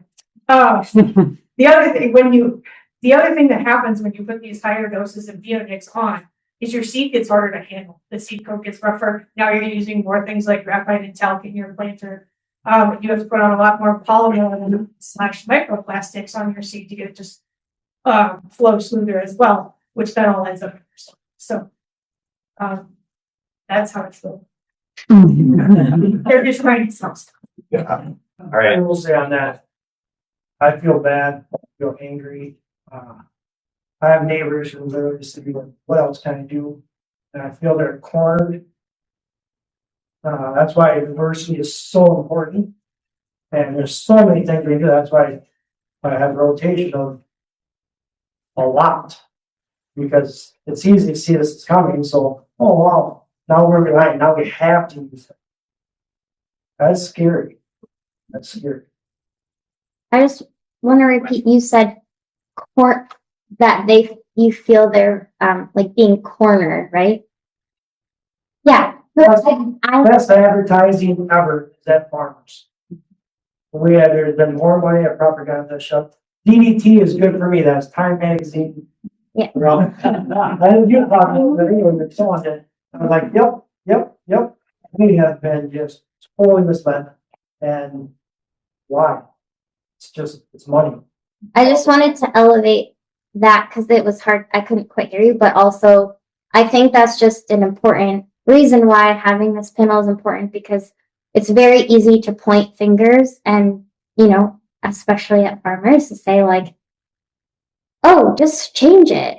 And I'm glad that you're bringing this up because it's not that easy. And today, sorry to take away. the point that city people do just as much. Third largest crop price. Yes. It's all of us. Right. Do I have time for one question to go down the line quickly? Yes, sure. Okay, let's close things up a little bit, and then we'll open up for questions. One question is great. Yep. Yes. Okay, good. It's kind of just the wrap-up question for everyone, but this is kind of the going forward question. what do you see for common ground between seed companies and farmers? Really meeting what the farmers' needs are. What do the farmers need here that they're seeing? That could be from each of your perspectives. If you want to kind of like maybe like 30 seconds quick, just like one quick little bullet point, put on the line. Maybe Matt, we could start with you. I've got you right in front of me here, so I'm going to pick on you. Okay, yeah, let's write some notes. So I'll mention, I guess, that one, I think ultimately we benefit when we think about the people that eat the food. And I feel that in the industry that we're in, especially in the organic space, where the consumer really should have a say in what how food is produced. And when you talk to consumers, they generally would much rather that the seed and the crops were not handled with neonicotinoids that are proved to be toxic for other enzymes, right? So I feel like communicating directly with the more that we can connect directly with companies, with actual consumers like a Danone or something. The other thing is, something I mentioned previously, I do believe that there are going to be some biological advancements that render advancements in biologicals that hopefully allow us to move into a way of neonics and even the harder fungicides. So I'm hopeful that it would take longer than we wanted to, but I think we're on that path. Great, thanks, Matt. I think we're getting short on time, so we kind of got the seed company side of things here a little bit. How about one of the farmers? I got pictures to share, but I don't have time. Okay, now, because we had other questions. To Matt's point, he was saying that he hopes that biological come around where they're more advantageous for everyone. If they keep doing it the way they're doing it, it's not going to, because they're trying to put a puppy in a plastic bag and shipping it to Iowa. Well, it's nothing. We use organic or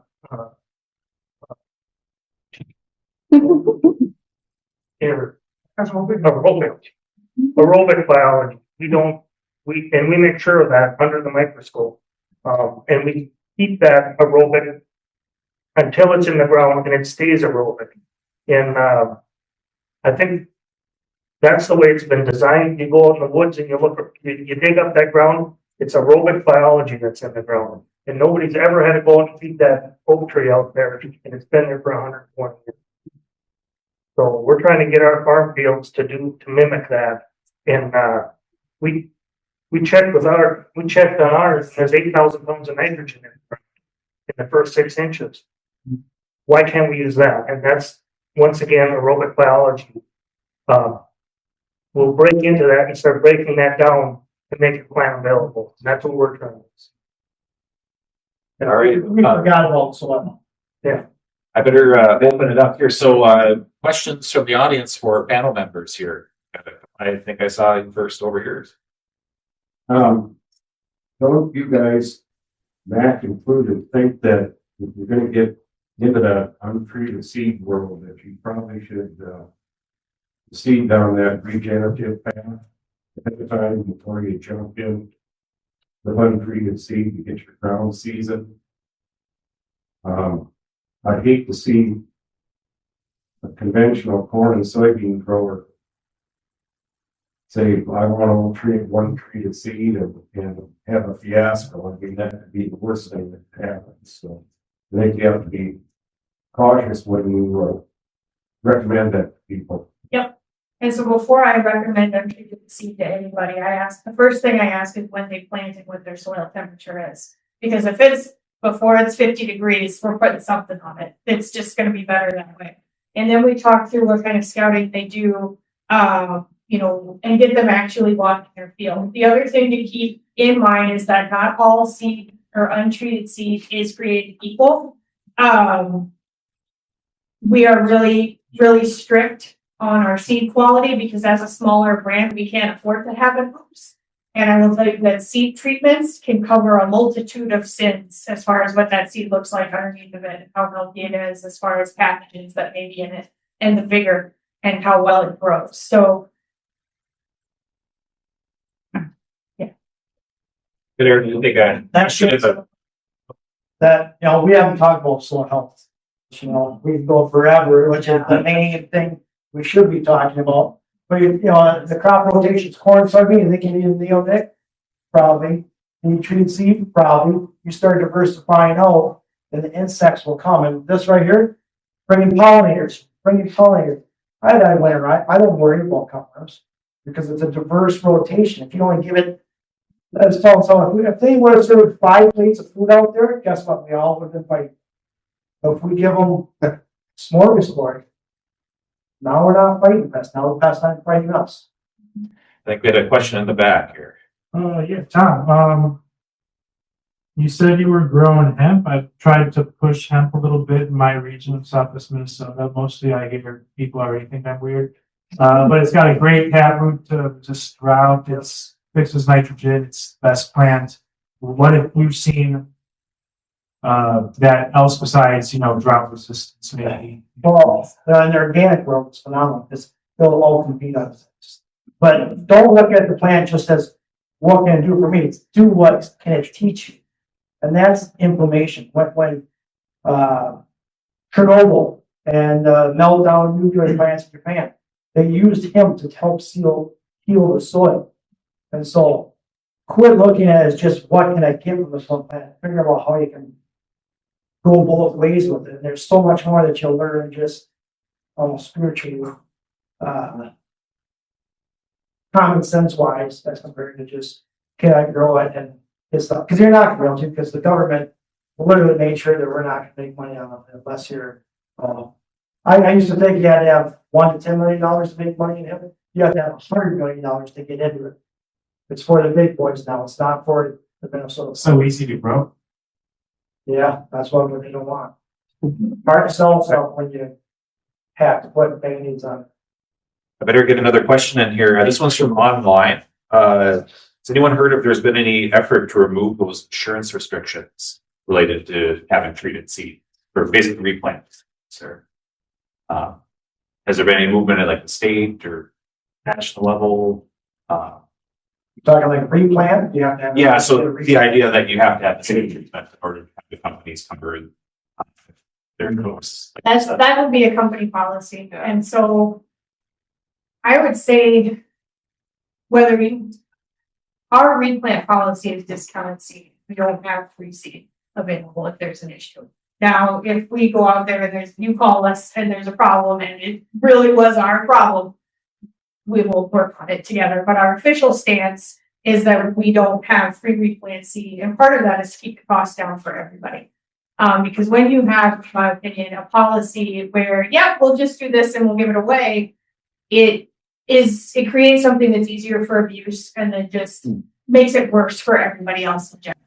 So I can sit here and say that if we have a problem and we set out seed that didn't meet our germination specs and we found that out later after it happened, then we would absolutely replace it with something and work to make it right. Another question over here. What about, like we talked about, it means a lot. What about things like cereal grains? I know that some sort of have a whole mill. And do they not have the same predators? Do they use some oats and wheat, rye? Oh, Max raising his hand here. Could you repeat the question? I mean, I know a lot with oats, wheat, barley. If you could repeat. I was thinking I might call on you too anyways. Just the question was, what is the kind of seed treatment usage for small grains, especially when we get into Southeast Minnesota, more interest there. What's different there basically than small grains? So, you know, I can't see what every other seed company does. I would say that from a general perspective, most small grains are still sold in an untreated form, whether that's the exception would be wheat, especially in high production areas like North Dakota or convention areas where they produce a lot of conventional spring wheat. Frequently, that wheat seed is treated with a package of fungicides and sometimes an insecticide as well. But in southern Minnesota, I think the vast majority of small grain seed is Diversity. You just broke that cycle. That's why I had corn soybean rotation on there, and then the huge rotation. You are outsmarting the insects, and they will adapt. That's why you don't stick with the same damn rotation every time.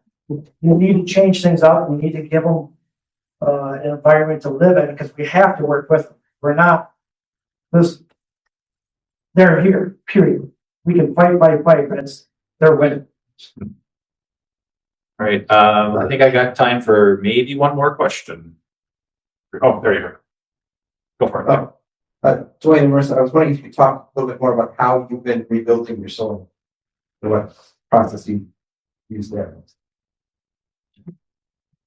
So, I hate this term, but I'm gonna use it. We've been making compost. It's just, I can't stand that term because I think it pulls away from what the true meaning of what we're doing.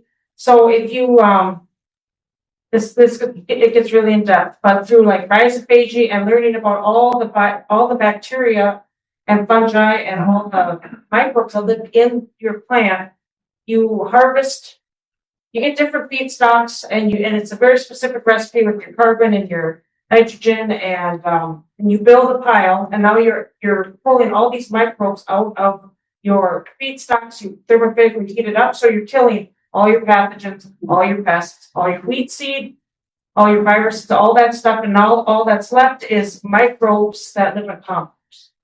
And then we take that and then we extract it using our brewers, and we check it the whole time under the microscope, making sure that diversity is there, that the biology truly is there, the fungus is there, the nematodes, the amoeba, everything is there. And then we apply that on the fields, and we spend all summer just drenching, and we don't stop. We just keep going. And then we take that same biology and then we feed it foods. It gets it activated. Your bacteria and fungi make the glue. They make alkaline and acidic glues that glue themselves to whatever you're applying them to, foliar or seed treatment. A lot of the seeds are so a seed takes the qualities of the parent plant, and if the parent plant is grown in dirt that doesn't have microbes, it doesn't have resilience, doesn't have the enzymes and the hormones and everything present because the soil is so degraded, soil health is gone. Now your seed is going to be lacking all of that, and you're going to get low germination rates. And so by applying all that, the enzymes and all the biology back into that seed, when we treat our seeds, you can see that seed soaks in all that biology, and they'll be just ready to go after treat. Like he was scared because we were treating all the corn, and he thought the corn was going to be one big moldy mess, and it was dry as it could be. And it absorbed all that, and you put it out you plant it, and your germination is better, your vigor is better. Now it's armed with the biology it needs to coat those roots as it's coming out. It gives it its own biological defense. Right. Oh, we got 5 more minutes. 1:45 is when we have to be done. Yeah, I thought we had a break starting at now. Oh, we do. We got our signs up here, and it's wait a minute. So maybe if you want to ask more questions and you don't want to go on break, you can. But if you want to break, you can break. Are there any other pressing questions? Otherwise, we are going to have a break for a little bit. We get a hold of folks here. Can you move the slides for me? Oh, yeah. You got a couple more in there? Keep going. That Keep one? going. Oh, there. Someone talked about earlier about technologies, and this is literally farm revenue, net farming. Everyone here has a job as a scientist, university, you're all getting paid, farmers are getting paid right here. These technologies are supposed to help us, and they're not. So that's all I got to say. I don't want to pull out things too much, but that's what we've been talking about on the more input marketing side lately. Farmers who've been the most profitable in the last year, the ones been spending on 30% on fertilizer and things. So that plays in a little bit here. Yeah. Well, all right. Thank you to our panel. Yep.